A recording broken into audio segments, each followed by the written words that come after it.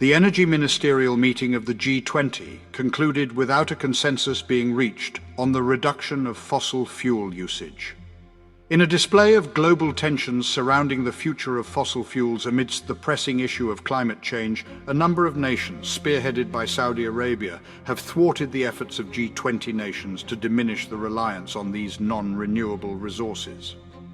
Following several days of intense deliberations held in Goa, India, the G20 nations have published a concise report on Saturday. The document highlights that certain member states have underscored the imperative to reduce reliance on fossil fuels, specifically without the implementation of emissions capture, while taking into account individual national circumstances. However, it is worth noting that contrasting opinions were expressed by other participants regarding this issue. Instead, those nations aspire to prioritize the advancement of technological solutions aimed at capturing and mitigating the emissions of greenhouse gases.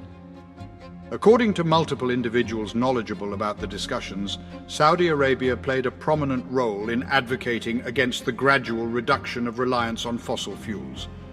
Furthermore, it garnered support from various other nations. Throughout previous negotiation processes, both Russia and China have consistently expressed their opposition to this initiative. Their opposition was so strong that it effectively hindered the formation of an agreement during the UN Climate Summit in Egypt towards the end of last year. The G7 countries have already reached a consensus to expedite the process of discontinuing the use of fossil fuels. The meeting that took place on Saturday did not achieve any significant advancements in establishing a worldwide objective for the advancement of renewable energy. As nations across the globe grapple with the devastating effects of extreme weather events such as scorching heat waves and destructive floods, a standstill in negotiations has emerged. The European Union, EU, has played a pivotal role in championing initiatives aimed at transitioning away from the utilization of fossil fuels, as they are responsible for approximately 75% of global greenhouse gas emissions. During the G20 meeting, there were evident divisions regarding the imperative for a just, expeditious and impartial shift away from fossil fuels, as remarked by Alden Meyer, a senior associate at E3G Consultancy. Amidst the continuous breaking of temperature records globally and the escalating consequences of climate change, a resounding call to action was desperately needed by the world. However, what was received fell far short of expectations, resembling nothing more than a feeble and insipid brew.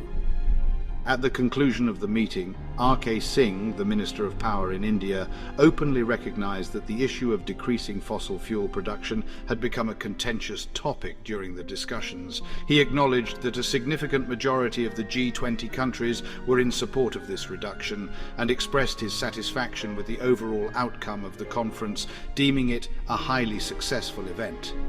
India has made a firm commitment to achieve net zero emissions by the year 2070.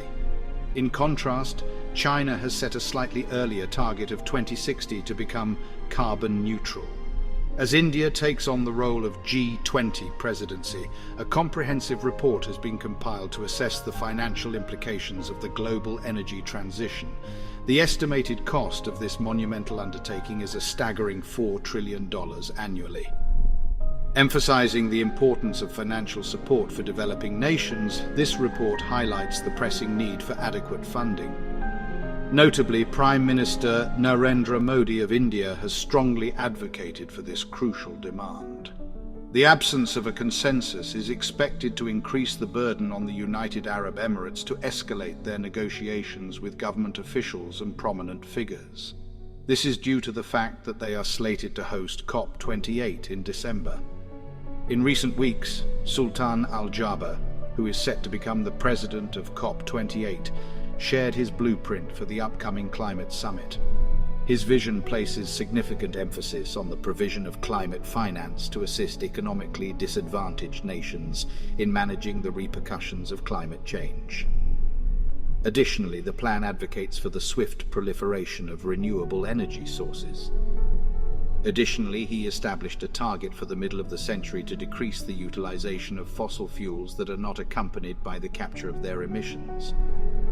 Prior to this, he he had expressed the belief that the reduction of fossil fuel usage was an unavoidable outcome.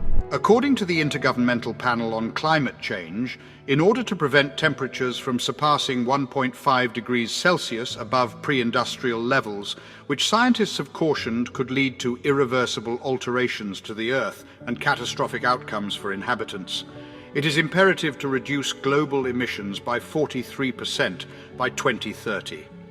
According to the UN Environment Programme, the world is currently heading towards a temperature increase of approximately 2.4 to 2.6 degrees Celsius by the year 2100. It is important to note that temperatures have already experienced a minimum rise of 1.1 degrees Celsius. To support our channel's growth and ensure broader awareness, kindly hit the like and subscribe buttons. This will help us reach more individuals and disseminate valuable information. Thank you in advance.